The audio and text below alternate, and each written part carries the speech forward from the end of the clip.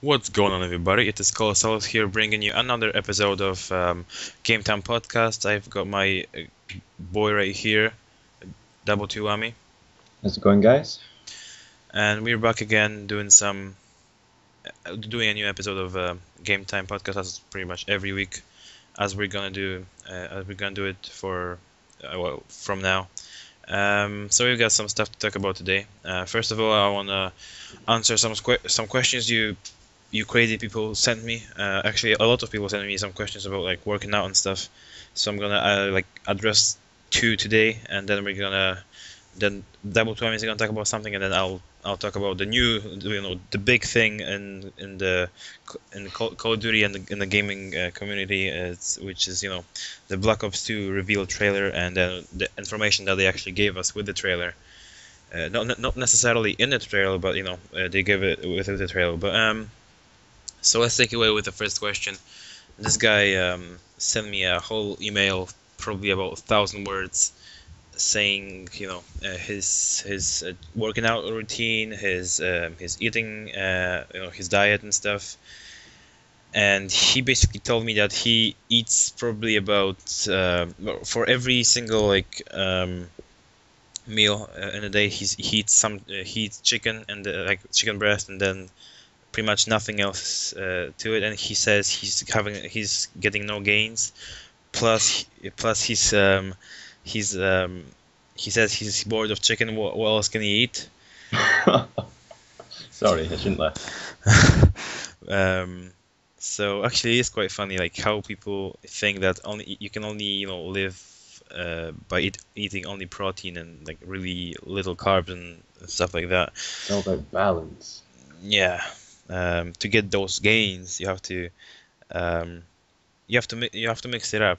First of all, carbs are basically the thing that you need um, to live. Like you need carbs, to get energy to do almost anything. Of course, you can get energy from protein and from fats, and mostly fats and carbs are your energy source. But protein are there to rebuild your muscles. So what you should do, you should get like a medium-sized plate, not the big one, not a small one, just like a medium-sized plate, about like size of your palm, like when you stretch like your hand, and split it into three parts. And on one part you have protein, which is, I don't know, and here I'm giving you something else you can eat as a protein source. Some tuna, chicken, um, turkey, any kind of white meat, any kind of fish, and pretty much some of the like red meats, like some pork, maybe sometimes you can eat some pork chops, maybe some beef sometimes, but not a lot, because it has a lot of fat in it, most of it. On the other side, you want to like a good like source of carbs, and fiber.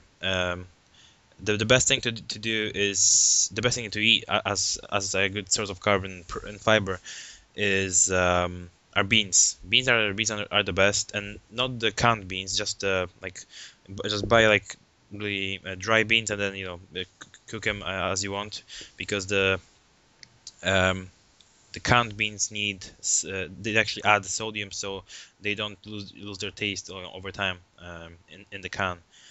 And on the third, well, let me just give you some more examples of what you can put on the second part. You can put some brown rice, some sweet potatoes, and just pretty much stuff like that. You can actually type stuff into Google. You can put like high, foods in high in carbohydrates, foods in high in protein and stuff like that. Anyway, on the third part of the plate, you want to put something like a green vegetable, or it doesn't have to be green. It's just mostly green, like some salad, fuck salad, some broccoli. It can also be pepper. Uh, what else? Some cabbage. Cabbage is a really good one. It's a good source of fiber and carbs as well.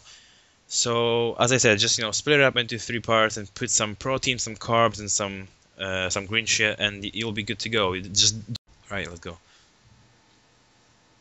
Sorry about that, guys. We had some technical problems with Double Tuami's shitty connection. But anyway, so as I was saying, it's some mofo chicken. No, I wasn't saying chicken. I was saying it.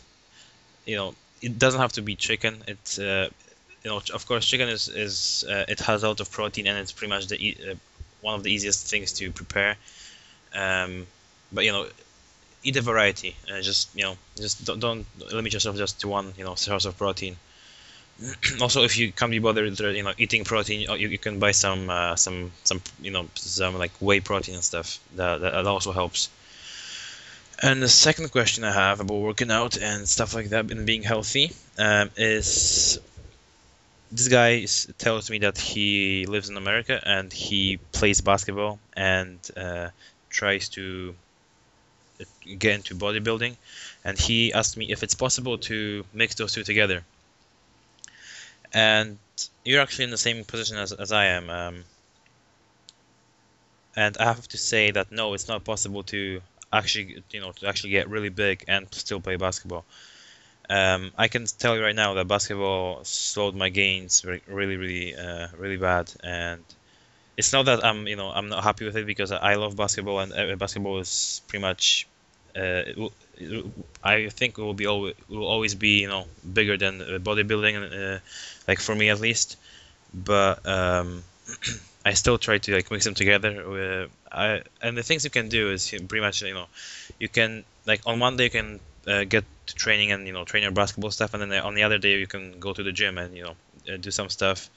But if you're doing if you're doing basketball more than twice a week, then you probably don't need to do a cardio for your bodybuilding, because you are already probably skinny, if you know what I mean. So yeah, should we just start and see how it goes, and if you like bodybuilding, if you want to get into bodybuilding really hardcore, then you should probably stop any interval sports that because most of them burn your muscle as well as fat. So what I do is I pretty much train 3 times a week for my basketball, and on every other day I have my gym. So, and I'm pretty well built. I think I'm pretty well built. I'm working on my cutting right now. I'm cutting my carbs and stuff to to get lean, to look like one big erection walking down the street, like costumes would say. But anyway, so that's basically it. Those were the 2 questions. I hope you will send me some more. I'm always keen to answer them. And let's pass it over to Mr. Dabatuami, who will talk about something else. Okay. First of all, sorry about the connection. So let's talk about some Skyrim to start off. So Bethesda just announced a couple of days ago their new DLC plans for Skyrim. The DLC is called Dawnguard, and it's like we said in previous episodes. It's going to be more like a expansion pack more than a DLC. So we can probably expect a storyline similar to the Winterhold sort of quests, that sort of length, maybe even the main quest. Because expansion packs, are pretty big, a lot of content. Also, I think it's likely that the 360 is going to be getting it first, because I have a funny feeling that the Microsoft's got that deal with Skyrim for DLC, like they have with Call of Duty at the moment. So I think PC and PS3 will have to wait a couple of weeks after 360 for that. In terms of what it's actually going to have inside, we don't have a lot of details. The most we have right now is that, well, in the latest patch for Skyrim, which came out a couple of days ago, for Connect, for the shouts and stuff. Well, in the patch for PC at least, people were looking in the code, and there's there's something in the code about crossbows and also Ooh. snow elves. Ooh. So we can look forward to that. Crossbows would be pretty damn cool. And new race. No, that would be cool as well. Yeah, but you know, it's in the coding, so it's pretty. I'm pretty sure it's legit. Yeah. Also, another on the topic of Elder Scrolls, there's a new MMO that's just been announced, and it's called, at the moment, Elder Scrolls Online. Now, this isn't going to be developed by Bethesda. It's actually going to be developed by ZeniMax Media or ZeniMax Online Studios. And of what we know right now, it's, yeah, like I said, it's an MMO. So there's going to be like PvP or player versus player sort of elements in it. And quite surprising, actually, apparently it's going to be set in the whole of Tamriel. So that's including, you know, Citadel, Hammerfell, Skyrim, and, you know, also some of the other ones we haven't seen yet, like Black Marsh, and that's the Argonians, so the lizards, and Yeah. Elzawir, which is Khajiit, and things like that. So it's pretty cool. But we know it's going to be set 1,000 years before Skyrim, and also the main sort of what do you call that, antagonist, like the main sort of bad guy, I think is going to be the Daedric Prince of Discipline, I think, Molag Bal. I'm not sure how you pronounce that, but I think that's all we know right now, and it's going to be for PC and Mac, and we're thinking maybe late 2013 for a release. So yeah, that's pretty cool. So we have a long way to wait for that, but you know, sounds pretty awesome. It's definitely. I think it's going to be definitely worth our time, like waiting. Yeah, Especially Skyrim is just such a good game. I think they're gonna. I'm thinking they should make that MMO, you know, first person and third person. Like they should give us, you know, it should be the same as Skyrim. You know, it should be pretty much the same, made on the same engine.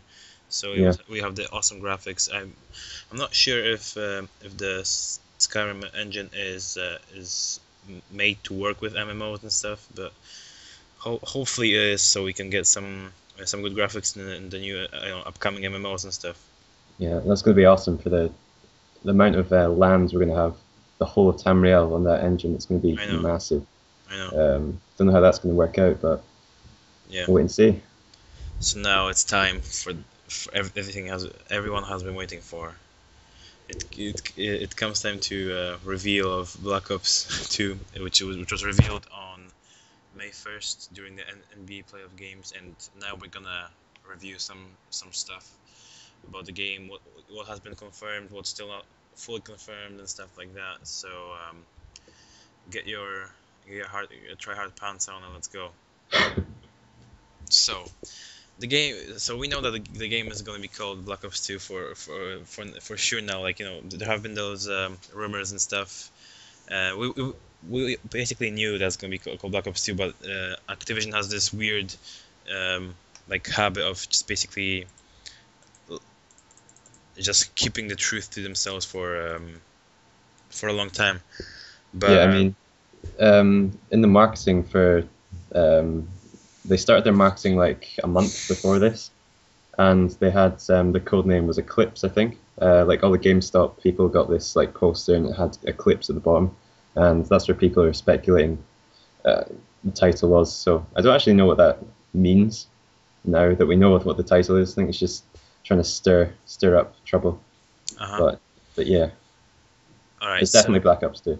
Yeah, it's called Black Ops 2, and the developer that's taken care of it is Treyarch, of course.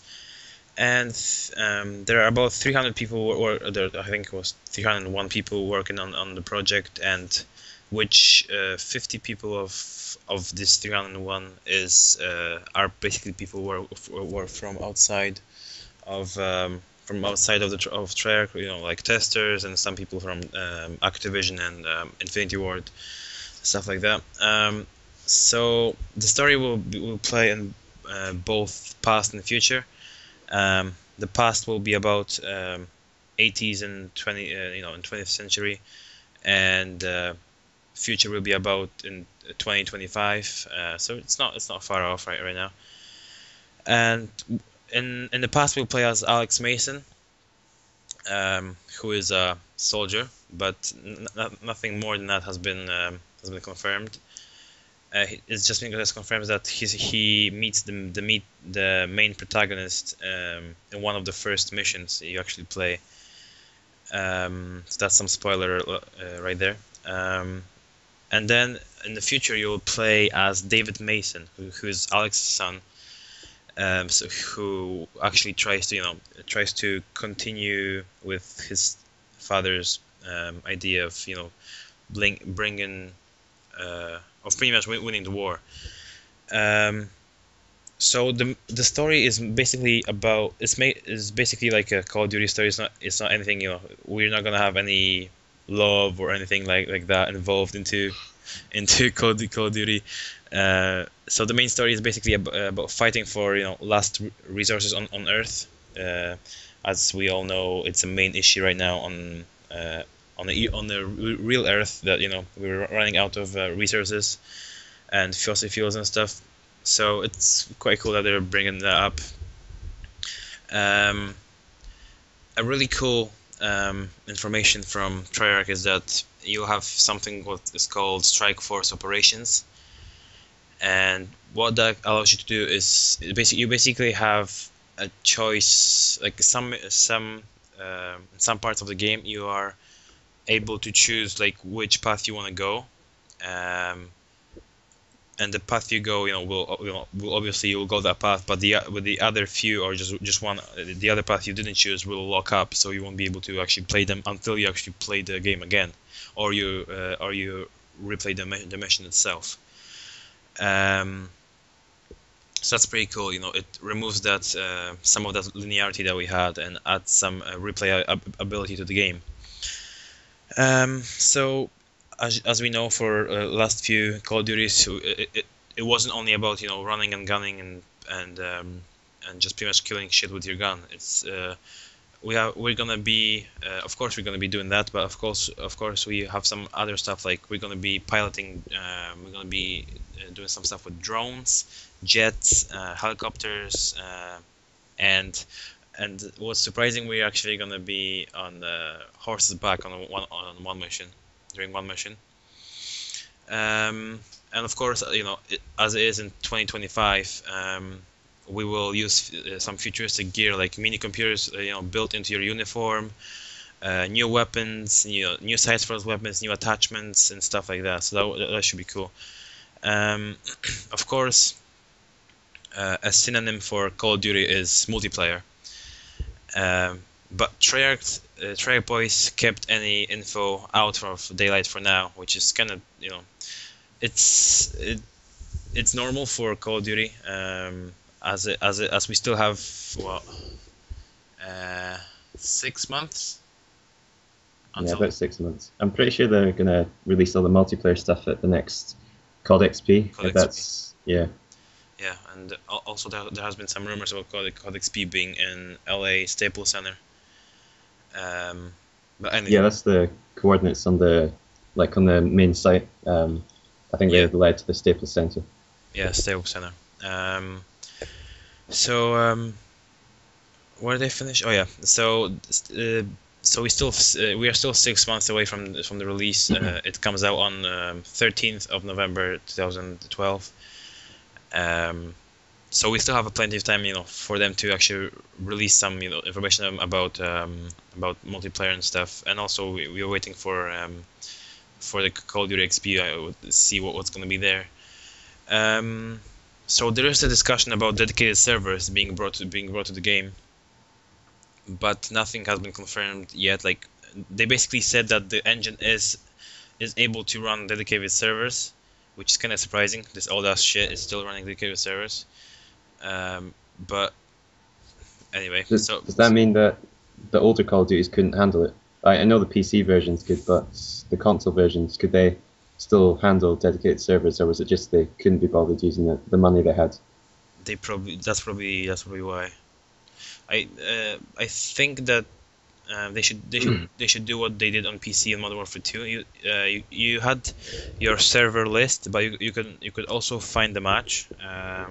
Like you could also play peer to peer. So if anybody would be playing, like for example, like anybody would be playing Code 4 right now, I'm sure by now the servers will be turned off by Activision. Like if there will be any servers, of course. So people can still play peer to peer. But for first 2 or 3 years of the game being on the market, the dedicated server should be there. In my opinion, that's what they should do. That's what they should do.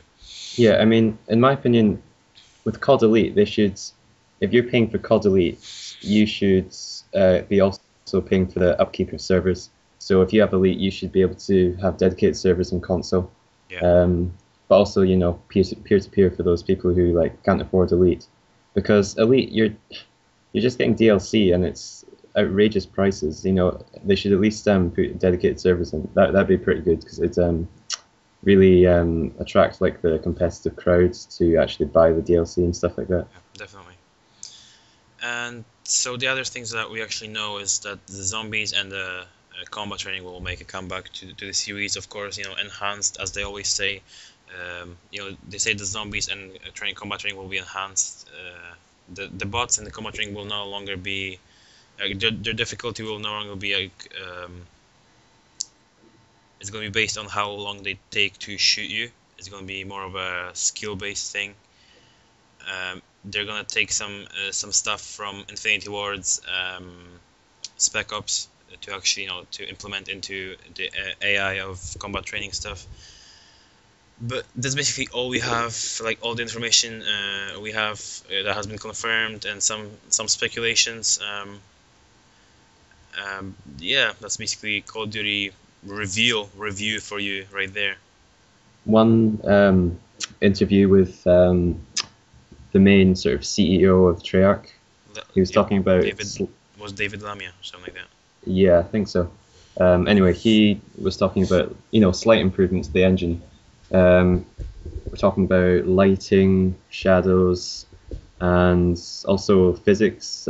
So, for example, instead of having two textures on top of each other, like say a rock and sand, they're actually changing the physics so that say the sand, instead of just being a texture on top, that actually falls down into cracks and stuff and rocks and things like that. So it's just slight improvements. It's nothing groundbreaking. Minor issues, just like minor changes. There's nothing going to be like super game, just game enhancing stuff. Yeah. So, but what I do like about the HUD, it's actually pretty cool. Like in the reveal, for multiplayer, looks like pretty clean and futuristic. I like the HUD. It's quite nice. Oh, you mean that screen that we had, the multiplayer screenshot? Yeah, with the like neon sort of crosshairs and everything. Looked pretty cool. It was true. It was pretty good. So that's basically Black Ops 2 reveal for you right there. So I thought you said you have some other stuff to talk about, or what do you have for us? Yeah, really quickly, I just want to talk about Black Ops again. People are saying that Halo 4 and Black Ops is basically trying to copy Halo 4 because they're in competition. But let me tell you guys, Halo 4 is nowhere near in competition with Call of Duty, as much as I have to say it, because number one, Halo 4 is, it's not, Black Ops 2 is near futuristic. It's not like totally out there, aliens, ray guns, lasers and all that shit. Mm-hmm. It's like more robots and stuff and high tech things. It's only like 8 or 9 years from now, 2012. So,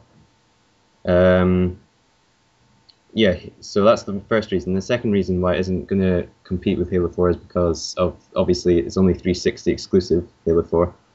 And the third thing is basically the fan base that Call of Duty's got right now. It is just humongous. Millions and millions of little kids who are going to choose that at Christmas over Halo 4. And also Ghost Recon as well. We've got all these futuristic sort of games coming out at the same sort of time. Yeah. Ghost Recon looks like totally awesome. It's amazing. It does, yeah. It looks good. I'm still waiting for my Visa key, actually. I think it. Um, I think the beta actually finishes today or tomorrow.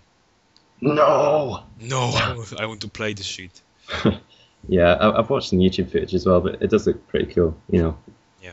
Um, but anyway, yeah. So to all you people out there who think that these things are actually going to compete against Black Ops, I think No you've way. got another thing coming. Yeah. So let's get off Black Ops and go on to something a bit different. It's still first-person shooter, but I'm going to talk about it anyway. So first of all, I'm going to describe to you what Kickstarters is. So Kickstarters is basically a not an organization, but a sort of how do you describe it? Your voice is just robotized for some reason. Does it? No, that's how I normally speak. Well, it's fine now. Okay. So Kickstarters is basically like a project for people to join, and it's for people who are trying to, get themselves noticed in the business and, like for example, games, bands, and other creative things like that, just to get themselves out there. And so a game idea called Police Warfare actually joined this organization, and they were getting funding for it. People actually donate to this organization if they like their content, and they get to a certain funding. So if they get to say 100k, then they've got enough funding to actually put the game forwards and actually start up a business. But the weird thing is, this Police Warfare actually they didn't stop the project. They just deleted their account from Kickstarters, even though they had like 60k in funding, which is a bit weird. So people are thinking that another another publisher has actually noticed this project and thought, oh, that looks pretty good. We could actually make a business out of this. So obviously this game's actually got a good idea, and for FPS. So I think we should this should be one to watch for in the future. Police Warfare. It's a new FPS which is getting developed. No one knows the publisher, obviously, that's picked them up, but what we do know is some of the developers on this project were from Assassin's Creed, Killzone, to name a few. So we could be expecting something pretty cool from them. Just a pure speculation from me right now. It could be project taken by Respawn Entertainment. That's a good point, actually. Yeah. Well, I don't know if Respawn were actually working on something before, but I don't know. Could be. Maybe just few people on the Respawn actually did something, because most of the higher guys in Respawn are basically people from Infinity Ward who left after Modern Warfare 2, but they of course had to employ some people from all around the world to get the team together. So they might get some people who were working on like some different games, like as you said, Assassin's Creed and stuff like that. Mm-hmm. Yeah, so it's one to watch for later on. Yeah, also, everyone knows Robert Bowling's resigned from Infinity Ward. He's gone off and done his sort of own game as well. He's set up his own business. Oh yeah. I can't actually remember what it's called. It's like Robotic. It's something to do with his name and robots or something. yeah, something like that. Let me just find them. I'll find it. And I think he's pretty early in his development. I don't know what sort of team he's got behind him, but yeah, I don't think it's an FPS he's doing. It's more of a sort of it's called Robotoki. Robotoki, yeah. I think it's to do with his name, Robert, and something else. I don't know. It's weird. Whatever. But yeah, I think it's something similar to Portal, like a puzzle sort of game. I'm not entirely sure, but be interesting to see why he left and actually what to do his own thing. Yeah. But we'll see. Yeah, we'll see. Do you have anything else to say? Talk about? I don't think so. We were going to touch on the Valve shit, the Valve console. On the Valve console, yeah. But Well, but actually, as I said, like we were talking before the podcast. As I said, Valve basically said that there's nothing like that in the production right now. Like even in like research and stuff, like in the research things. So yeah, I mean, people are speculating that Apple were collaborating with Valve because Apple's actually producing a new HD TV right now, or I think it's called the iTV or something like that. uh-huh.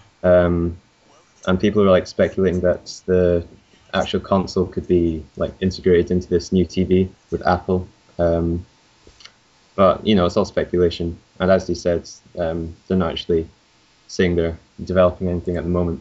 Yeah, they basically said that they basically say it's all a speculation, it's all a rumor. They don't believe this bullshit. Yeah, I mean, I think they're more suited to software rather than hardware, Yeah, to be honest. definitely. Like Half-Life and Left 4 Dead. And yeah, and the new Counter-Strike, like basically Counter-Strike, there's like rebuild Counter-Strike. It's basically like a HD edition of the old Counter-Strike.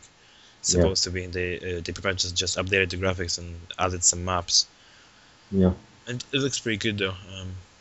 So I'll be definitely getting that when I'll get my new PC. So is that all? I guess we just have a short episode just to get it out there for people to enjoy. Short but sweet. That's really like Short but sweet. We talked about some stuff like Black Ops, some working out. Get your ass out of your seat and get to gym and stuff like that. it. Talking about some Skyrim, Elder Scrolls Online. Yeah, so it was short but sweet. So anyway, thanks for listening, everyone, and I will see you later. Bye. So yeah.